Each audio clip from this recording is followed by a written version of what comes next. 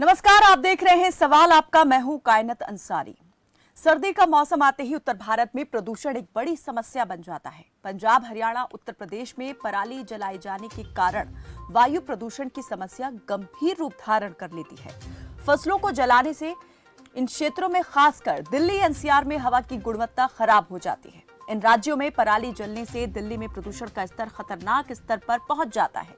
हर बार की तरह एक बार फिर पराली जलने की खबरें सामने आने लगी हैं और AQI यानी वायु गुणवत्ता सूचकांक खराब होने लगा है।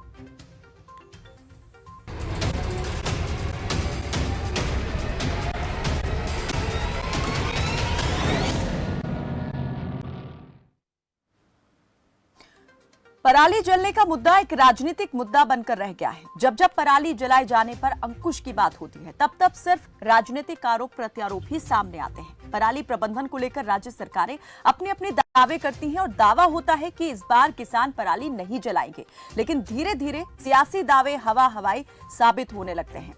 हरियाणा, पंजाब और यूपी से पराली जलने की खबरें सामने आना शुरू हो गई हैं। पंजाब के मानसा में किसानों ने पराली जलाई और इसके लिए सरकार और प्रशासन को जिम्मेदार ठहराया।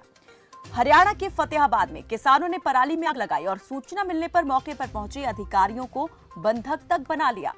वहीं गांव में दोबारा ना आने की चेतावनी देकर अधिकारियों को छोड़ा गया। कुछ ऐसी ही जो तस्वीर है रतिया में भी देखने को मिली, जहां किसानों ने धान की पराली में आग लगाई और मौके पर पहुंचे पटवारी और उनकी टीम को बंधक बना लिया। किसानों का साफ तौर पर कहना था कि बार बार गुहार लगाने के बावजूद प्रशासन की तरफ से पराली प्रबंधन का कोई इंतजाम नहीं किया गया और जब तक कोई ठोस कदम प्रशासन इस दिशा में नहीं उठाता, वो इसी तरह पराली जलाते रहेंगे। अब सवाल यही कि आखिर कब और कैसे मिलेगी पराली की समस्या से निजात? कब तक यूं ही हवा और सांसें पराली के धुएं से घुटती रहेंगी?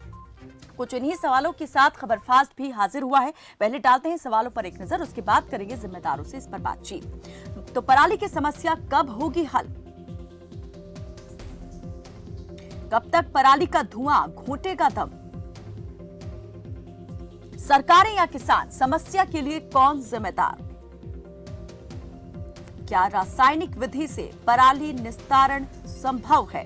क्योंकि दिल्ली सरकार का ये दावा है कि उन्होंने जो तकनीक ईजाद की है, जो एक तरीके से रासायनिक घोल तैयार किया गया है बायोडिकम्पोजर, उसकी सहायता से किसान बिना पराली को जलाए उसका निस्तारण कर सकते हैं। इससे ना कोई वायु प्रदूषण फैलता है और बल्कि जो भूमि की उर्वरक क्षमता है उसमें भी इजाफा होता है। पराली खाद बन जाती है और उससे किसानों की समस्या भी हल हो जाती है। साथ ही दिल्ली सरकार की तरफ से बार बार ये भी कहा गया, ये एक तरीके से नसीहत भी दी गई कि दूसरी जो राज्य सरकारें हैं वो भी किसानों को बायोडिकम्पोजर का जो है छिड़काव करने के लिए प्रोत्साहित करें, उनको ये फ्री में दिया जाए ये घोल, ताकि किसान अपने अपने खेत में इसका छिड़काव कर सकें और ये समस्या जो है हल हो जाए। पराली ना जले, उसका धुआं हवा में ना मिले और जो समस्या होती है इस धुएं से, वो समस्या सामने ना आए। तो सियासी बयानबाजी लगातार होती है। दूसरी तरफ हरियाणा सरकार की तरफ से एक तरीके से पलटवार किया गया इस नसीहत को लेकर दिल्ली सरकार की, और दूसरा यूं कहे कि आरोप को लेकर कि उसमें कहा गया था कि पंजाब और हरियाणा से पराली जलने से दिल्ली की जो वायु गुणवत्ता है वो खराब होने लगी है। सीएम मनोहर लाल ने भी ट्वीट के जरिए जवाब दिया और कहा कि सरकार ने बेहतर प्रबंध किए हुए हैं, पराली नहीं जल रही है और पहले से काफी कमी जो है वो इन मामलों में देखी गई है। तो इस पर बातचीत करने के लिए हमारे साथ इस वक्त किसान नेता प्रीत सिंह जुड़े हुए हैं। आप भी हमारे साथ इस कार्यक्रम में जुड़ सकते हैं। नंबर आपके टीवी स्क्रीन पर लगातार फ्लैश होते रहेंगे, उन नंबर पर कॉल करके आप भी हमें बता सकते हैं कि आखिर आप इस समस्या के पीछे किसे जिम्मेदार मानते हैं, कैसे इसका समाधान हो सकता है। प्रीत सिंह, किसान नेता, हमारे साथ जुड़ गए हैं। बहुत स्वागत है आपका प्रीत सिंह जी। और सबसे पहले आपसे यही जानना चाहेंगे कि आखिर अभी तक समाधान क्यों नहीं निकला है, क्यों जलती है पराली? क्या पराली ही एक वजह है वायु में बढ़ते प्रदूषण का? देखिए, सरकार की चिंता और जिस दिन पराली बंद हो जाएगी जल्दी, क्योंकि प्रबंध इनके पास है नहीं। 7 साल हो गए रुके मारते, किसानों को दोषी ठहराते, मुकदमे दर्ज करें, उनके ऊपर जरिमाना करें, किसी भी बात का जरिमाना समाधान नहीं है। सरकार अगर इंस्ट्रूमेंट बना के नहीं देगी, किसान तो आज पानी में खड़ा है, धान की लेके जाएगा पराली में, उसने की वहाँ की बचाई का भी खाली हो जाए 200 फुट पानी धान में खड़ा है। और अब की बात विशेष करके जो प्राकृतिक आपदा आई है, आज की जो रात की पूरी रात बारिश हुई है, हवा चली, उसने पूरी तरह बिछा दिया धान। वो उसको कैसे सुखाव तक कैसे काटेगा? उसने पराली की बजाय तो अपने खेत में तो धान काटना मुश्किल हो रहा है। अरे हमारे एरिया में तो ज्यादातर में पराली मोल सकती है, चारे में यूज होती है। इतना बताइए एरिया तो पराली को चारे में कुछ करता है पशुपालक। अभी सरकार उसको ऊपर दंड लगा कर ये उल्टे काम करना, दे दो, किसानों में यूज कर लेगा। ये छोड़ दो, काम वाम छोड़ दो, ब्लॉक का ऊपर छोड़ दो, करना कुछ नहीं, केवल केवल जरिमाना और उसको जो है मुकदमे दर्ज करना। कोई हल नहीं है इस बात का। इस पे किसान का कोर्ट के किसानी जीव बोलेगा, उसने खेत खाली करना मुश्किल हो रहा है। आज तक पानी भरा, प्राकृतिक आपदा ने मार रखे हैं लोग, कोई गिरदावरी नहीं है, किसी किस्म की पानी काटने का प्रबंध नहीं है, और उल्टा ही मुकदमा की धमकी दे उल्टा ही किसान तो मुकाबला करेगा, हो जाएगा किस किसान ये पराली का तेन उठा लो, काट के दे देंगे, फ्री में ले जाऊँ। ये कोई तरीका थोड़ा क्या नहीं प्रीत सिंह जी, क्या एक यही रास्ता है कि पराली को जलाकर ही इससे निजात पाता है किसान?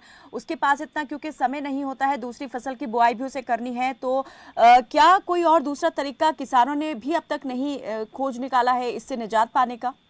इसलिए धान बो रहा है किसान, उस पराली ने बेचारा लेकर भी किस जाओगा, साधन संपन्न भी नहीं है।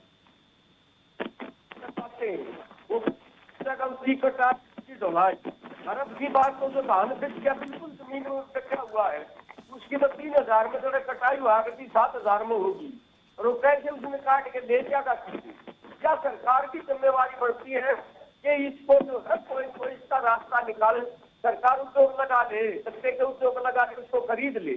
और मैं तो ये कहूँ, हमारा जो एरिया रोक सकता है, सोनीपत का है, झज्जर का है, आगे बहुत कम पराली जलाई जाती है, सारे में यूज होती है। मैं दोबारा कह रहा हूँ जी, और ये सही सा काम करे सरकार तो इनके जो है किसान उस पराली को इकट्ठी करके उसको सारे में काटता है, सारा वेतन चल रहा है 30-30, 35-35 हजार रुपये जो ट्रैक्टर ने जब्त कर ले उनको ऊपर जुर्माने करेंगे। ये उल्टे काम तो सरकार करने लग रही है। हजारों के लाखों के ढेर बता दूंगा मैं, पूरे एक एकड़ में किसान मोल लेकर पराली इकट्ठी करते रहे, वो पूरे साल उसकी सारा बना कर बेचता है। सारा बना के बेचने का उनके ट्रैक्टर के ऊपर जो 30-30, 35-35, 40-40 हजार रुपये दंड करा जा रहा है। किसान को सुख देते हैं, दोषी को ठहराया जा रहा है, किसान का जिसमें दोष नहीं है। जो पानी में जो धान खड़ा है उसकी तो पराली बन के सारे जोगी भी नहीं रही, उसने तो धान काटना मुश्किल हो रहा है, जाएगा सीजन आ गया, वो बेचारा कैसे अपने खेत में। चलिए प्रीत सिंह जी, इस पर आपसे आगे और करेंगे बात। पर्यावरणविद डॉक्टर संजय मेहता हमारे साथ जुड़ गए हैं। डॉक्टर संजय मेहता, बहुत स्वागत है आपका, और आपसे ये जानना चाहेंगे कि पराली से उठते धुएं को आप कितना गंभीर मानते हैं, कितना गंभीर मानते हैं कि ये समस्या होती जा रही है, और इसके लिए आप किसे मानते हैं कि जिम्मेदार कौन है, किसान है या फिर सरकार और प्रशासन है?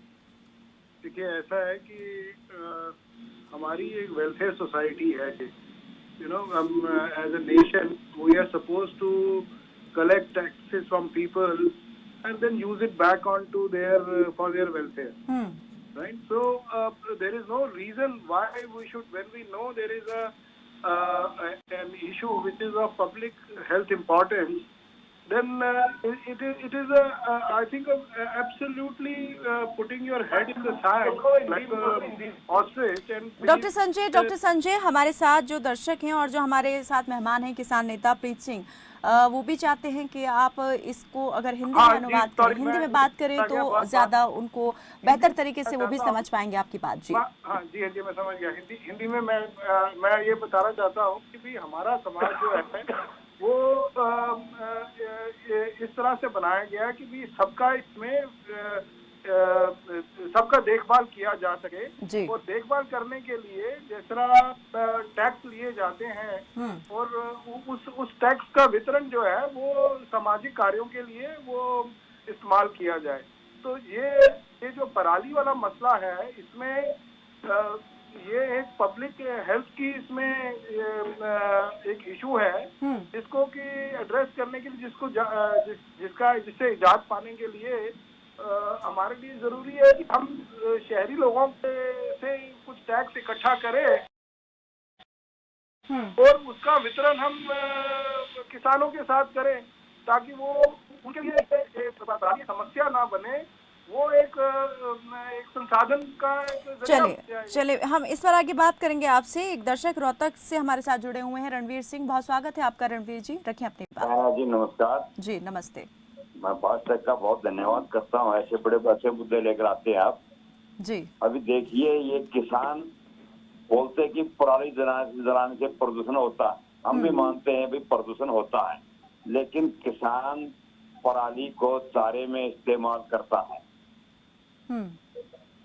और जो पराली खराब वाली पराली होती है, जो कि न तो इस्तेमाल की जा सकती और न खेत से बाहर निकाली जा सकती, जिसके जलाए बगैर न आगे की फसल की बिजाई की जा सकती, और सरकार कुछ दे नहीं रही।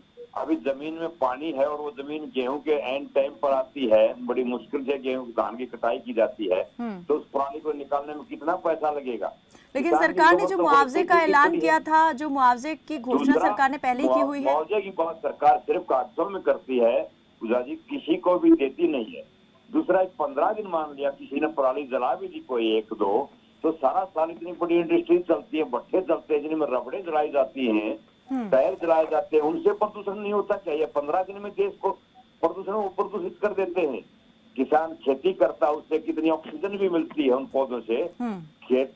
किसान की वजह से तो देश में ऑक्सीजन मिल रही है।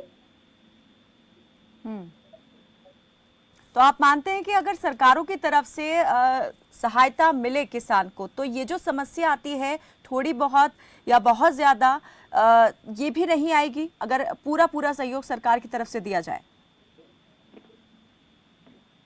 चलिए, बहुत शुक्रिया रणवीर जी हमारे साथ इस बातचीत में जुड़ने के लिए। डॉक्टर संजय मेहता जी, हम आपसे बात कर रहे थे इस मामले पर। जी, आप किस तरीके से मानते हैं कि इस समस्या का हल हो सकता है? आपने कहा कि कुछ टैक्सेस जो हैं वो शहरी जो आबादी है वो यहाँ पर कंट्रीब्यूट कर सकती है, उन टैक्सेस के माध्यम से कि मदद की जा सके किसानों की। लेकिन पहले ही कई तरह के टैक्स जो हैं वो सरकार ले रही है, और उनका इस्तेमाल भी इसलिए होता है कि जो लोगों की वेलफेयर है उसमें दिया जा सके। लेकिन क्या आपको लगता है कि एक और एक्स्ट्रा टैक्स लगा देने से ये समस्या हल हो जाएगी? नहीं, मुझे नहीं लगता है इसमें बहुत ज्यादा टैक्स लगाने की भी जरूरत है, क्योंकि कई तो जो बायो डिकम्पोजर मेथड है वो तो मात्र 25 रुपए की लागत से आप 1 एकड़ को आप गिरा सकते हो। तो और ये जो आपके ट्रैक्टर जो इनके आते हैं, जो हैप्पी सीडर्स वगैरह, ये सब जो है सरकार जो है ये सब लोगों को किराए पर प्रोवाइड कर सकती है बड़ी आसानी से। और ये भी एक वेलफेयर एक ऑब्जेक्टिव दे के डिस्ट्रिक्ट एडमिनिस्ट्रेटर्स जो है वो छोटे किसानों के लिए उसको फ्री में प्रोवाइड कर सकते हैं। तो मुझे समझ नहीं आ रहा कि ये इस चीज को जो तो क्या लगता है समस्या किसकी तरफ से गंभीर बना दी गई है? इसका पराली का इलाज क्या इतना मतलब महंगा भी नहीं है? क्या इतना सस्ता है कि वो किया जा सकता था लेकिन नहीं किया गया? आखिर क्यों? एडमिनिस्ट्रेटिव रिजॉल्व नहीं है हमारा एडमिनिस्ट्रेटिव रिजॉल्व नहीं है। हमने उसको इम्प्लीमेंट नहीं कर रहे हैं। हम अपनी जो भी हमारी जो सोच है, एक तरफ हम जानते हैं कि ये हमारा एक रिसोर्स है, पराली एक रिसोर्स है, एनर्जी का रिसोर्स है। पराली में से एनर्जी जो है वो क्रिएट करी जा सकती है। We know this on one side, we know कि हमारे कोयले के खाद्यान्न जो है वो अभी इस वक्त हालात टाइट होती जा रही है। हमारे पास कोयला इतना नहीं है कि भी हम लोगों की बिजली प्रोवाइड कर सके, और दूसरी तरफ से हम अपनी एनर्जी का एक सोर्स है उसको हम जलाई जा रहे हैं, वेस्ट करी जा रहे हैं इसको। तो इस पराली को कंप्रेस करके इसकी वुड बना के उसका कोयला बनाया जा सकता है। कितना कुछ किया जा सकता है इन परालियों के साथ। तो हमारी फौजियों के लिए जो रहने के लिए सर्दी में वो जो ठंड में ऊपर रहते हैं, उनके लिए इसकी कंप्रेस वुड से वहां पर उनके लिए शेल्टर बनाए जा सकते हैं। इतना कुछ हम उसके साथ क्रिएट, उसे बायोफ्यूल निकाला जा सकता है। जब पराली का इस्तेमाल इस तरह से ऊर्जा के बनाने में हो सकता है, ऊर्जा बनाने में हो सकता है, तो फिर आखिर इतने साल से इसका इस्तेमाल इस उद्देश्य के लिए क्यों नहीं किया गया? क्या इसके पीछे वजह यह है कि ये बहुत महंगा एक प्रोसेस हो जाएगा, सरकारें इस पर इतना खर्च नहीं करना चाहती? देखिए, ऐसा है कि सरकारें जो है वो वेलफेयर सोसाइटी के हिसाब से नहीं सोच रही हैं, वो सिर्फ मुनाफे का सोचती हैं। अब इन सब चीजों में से हर चीज में से मुनाफा निकालना वो वही सब खेल है। अगर एडमिनिस्ट्रेशन अगर एक पब्लिक कॉज के लिए सोचे तो ये जब मालूम है कि भी एक रिसोर्स है, इस रिसोर्स को हमने यूटिलाइज करने के ये टेक्निक्स है, तो क्यों नहीं एज अ वेलफेयर सोसाइटी हम अपना टैक्स मनी जो है इसके इंफ्रास्ट्रक्चर और इसकी इम्प्लीमेंटेशन के लिए स्पेंड करें उसको। किसान नेता प्रीत सिंह भी हमारे साथ जुड़े हुए हैं। प्रीत जी अभी आपसे इस पर हम आगे बात करेंगे, बढ़ाएंगे, लेकिन एक दर्शक हमारे साथ जुड़ गए हैं यमुनानगर से। बहुत स्वागत है आपका, रखें अपनी बात। नमस्कार मैडम। जी नमस्ते मैडम, ये बता रही है ना पराली से कोयला बन सकता है, पराली से खाद बन सकती है, पराली से सो मेनी आइटम्स बता रही हैं ये। जी जी। तो सरकार ही क्यों नहीं खरीद ले इनको किसानों से? सरकार ही खरीद ले डिस्ट्रिक्ट लेवल पे, ब्लॉक लेवल पे, और इनका निस्तारण करे। प्रदूषण भी नहीं होगा और इनकम भी होगी किसान को, और गवर्नमेंट को प्रोडक्ट भी मिलेगा। बिल्कुल सही कह रहे हैं जी। बिल्कुल, हम इसी सवाल पर जो है बात कर रहे थे कि क्या इस जो इस्तेमाल है, ये जो इस्तेमाल का तरीका है, क्या सरकारें नहीं जानती हैं, और अगर जानती हैं तो फिर वो इसमें आगे क्यों नहीं बढ़ रही हैं? अगर नहीं बढ़ रही हैं तो क्या कारण है? बहुत शुक्रिया राजीव जी हमारे साथ इस बातचीत में जुड़ने के लिए। प्रीत सिंह हमारे साथ जुड़े हुए हैं। जी प्रीत जी, जैसे अभी हमारे साथ जो मेहमान जुड़े हुए हैं पर्यावरणविद डॉक्टर संजय मेहता, उन्होंने कहा कि कई और दूसरे तरीके हैं जहाँ पर इस्तेमाल हो सकती है पराली। सरकारें अगर चाहें तो इसका इस्तेमाल ऊर्जा बनाने के लिए भी किया जा सकता है। तो क्या किसान जो हैं कभी इस बात को लेकर के भी आगे आए, उनकी तरफ से भी कोई और दूसरे सुझाव आए? जैसे बात अभी हुई कि जो बायो डिकम्पोजर है उससे भी निस्तारण सस्ते और आसान तरीके से हो सकता है, जो हैप्पी सीडर है उससे भी निस्तारण हो सकता है। तो किसानों के सामने बहुत सारे विकल्प खुले हुए हैं, सिर्फ एक जलाने का विकल्प ही क्यों चुन लेते हैं किसान? बाकी इसका तो कोई औजार नहीं होगा। डॉक्टर साहब ने ठीक सलाह दी है, यमुनानगर से भाईजू स्टेशन में भी ठीक सलाह दी है। इसका गत्ते में भी यूज हो सकता है, गत्ता काम आने वाला, ऐसी फैक्ट्री लगा के किसान का ले लो, खरीद लो। किसान ने तो खेत खाली भी करना, किसान की तो मजबूरी है। 100 रुपये लीटर जा रहा है डीजल, वो कह पे तो उसने पा होगा, कड़ा रखेगा, किसने किराया देगा? उसके पास साधन तो है नहीं किसान के। पूरे साल सरकार खाली बैठी रहे है, जितने पराली आ जाओ पूरे साल बजट में कित लेते हैं किसान के नहीं करा ना, बजट कोई घटा रखा है यार। 3 महीने में पानी भरा खेता कमाएंगे, एक पंप नहीं, पानी काटने कोई पाइप नहीं है, गिरदावरी नहीं करवा रहे, की बात करे हैं, पानी खड़ा खेता कोई अधिकारी कर्मचारी खेता में जाकर देखता ना अभी कितना नुकसान है, 4 रुपये करके मिलने चाहिए। लास्ट में उसकी 30, 35, 40 हजार रुपये ठेके पर भी किसान धरती लेकर बो रहा है। उसको कहीं तो एक जरिमाना दिखा है, एक मुकदमा दर्ज करना दिखा है, इससे ज्यादा कुछ दिखता नहीं सरकार को। क्यों नहीं बचत खर्च करती इनके ऊपर? डॉक्टर जो सलाह दी है बिल्कुल ठीक है, मैं तो इसके हक में बिल्कुल भी 1% भी पराली जलाने के हक में नहीं हूँ, लेकिन किसान की तो मजबूरी है। जिस किसान को धान को रहा है उसने काटेगा कैसे? पानी में काटेगा कैसे? जमीन में कैसे खाएगा? सुखर क्यों होगा? रास्ता नहीं है इनका। ठीक है, लेकिन क्या कभी भी किसानों ने मजबूत ढंग से अपनी इस मांग को उठाया रखा सरकार और प्रशासन के सामने कि आप किस तरीके से चाहते हैं कि इस समस्या का समाधान हो? क्योंकि आप कह रहे हैं कि मजबूरी है, मजबूरी समझ में आती है, लेकिन सरकार की तरफ से जब इस मजबूरी को दूर करने के लिए कुछ उपाय सुझाए जाते हैं, कुछ घोषणाएं की जाती हैं, तब क्यों नहीं कहा जाता कि ये नाकाफी है या नहीं मिल रहे हैं? इसकी शिकायतें क्यों नहीं की जाती? सरकार किसानों की बुझ जाती है, कोई कमेटी बना रखे, 3 काले कानून ला रखे, चौथा MSP का है। 11 महीने से किसान बैठे थे, पूछी थी कि एक काले कानून लाए जो भी न जाते जारी करी, कोई किसाना से सलाह करी और कोई सलाह मशवरा दिया हो, पूछते नहीं, थोपे फैसले कर जब पूरी तरह किसान के खिलाफ फैसले थोपने लग रही। 11 महीने से बहुत बैठे, कोई किसान जितने भी बॉर्डर है दिल्ली की, उनके परिवार भी है, उनके खेत भी है, उनके पशु भी है, बैठे सरकार बातचीत करने भी तैयार नहीं है। उनके ऊपर ईद जो फसल खराब और ईद का रास्ता बता दो ना, हम 50 को बताया, हम बताया कि पानी निकलवाओ खेता का, खेती बच गया इसका सर्वे करवाओ, किसान के नुकसान की भरपाई करो। कोई भी सरकार तो चिट्ठी करके कोर्ट में हो जाए। ये दफा 5 साल में भी के जो धान खरीदा गया हम उसके ऊपर 100 किसान को पराली के नाम पे करा देंगे, किस टाइम दे दिया इन्होंने, किसी को पैसा आया नहीं, धान ये नहीं खरीद रहे, बाजरा ये नहीं खरीद रहे। अगर अच्छी खरीदते बिल्कुल बाजरे का रेट काट दिया 2250 का 12 रुपए टन भाग रहा है। खरीद नहीं करना कि सरकार पीछे किसान की छोड़ दो लोग ये सारे कानून लाते हैं क्यों सरकार की कल कितने दिन हो गए नुकसान हो रहा है। तो कैसे मानते हैं प्रीत सिंह जी ये समस्या जो है पूरी तरीके से कैसे खत्म होगी?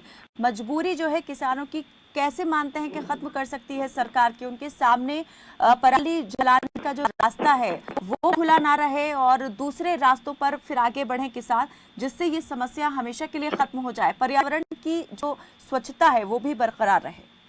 इसमें सलाह तो किसान भी दे देगा, किसान बता भी देगा कि हमारी ये मदद कर दो, इंस्ट्रूमेंट दे दो किसान में, तहसीला में छोड़ दो, इन ब्लॉक में छोड़ दो, इन कामा में छोड़ दो। वो जो माँ अंदर की इसको नष्ट कर देते हैं वो है रास्ते तो, लेकिन सरकार दे नहीं रही, किसान खरीद ले होगा। ये इतने महंगे इंस्ट्रूमेंट है, किसान कैसे खरीद लेगा? उसकी नहीं है उसी कैपेसिटी खरीदने की। सरकार किसान से सलाह देगी तो सरकार के साथ किसान सलाह दे देगा, कोऑपरेट भी करेगा, उसकी मदद करेंगे, हम लिख डालेंगे, लेकिन इसका साल की बात हो। ये 1 महीना याद रहे पराली पूरा साल लेकर 11 महीने पराली को नहीं दिक्कत थी। ये धनों पे 1 करोड़ रुपया हम जरिमाने के कराए जो पराली अगला 6 साल की चलेगा।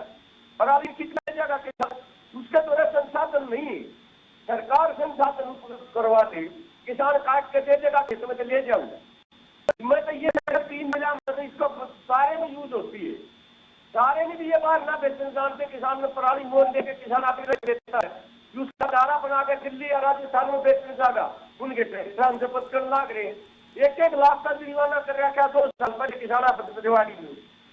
तो किसान डॉक्टर संजय मेहता तो बात बन गया, हम कोऑपरेट करने के लिए तैयार हैं। डॉक्टर संजय मेहता, किसान जो नेता है उनका कहना है कि किसान तो सहयोग करने के लिए पूरी तरह से तैयार है, सरकार लेकिन आगे कदम नहीं बढ़ाती है, जो कहा जाता है वो भी सिर्फ कागजों तक ही सीमित रह जाता है। आप कैसे मानते हैं कि किसान और सरकार मिलकर जो है आपसी तालमेल के साथ इस समस्या पर जो है काबू पा सकते हैं, समाधान निकाल सकते हैं, बेहतर और आसान और सस्ता समाधान?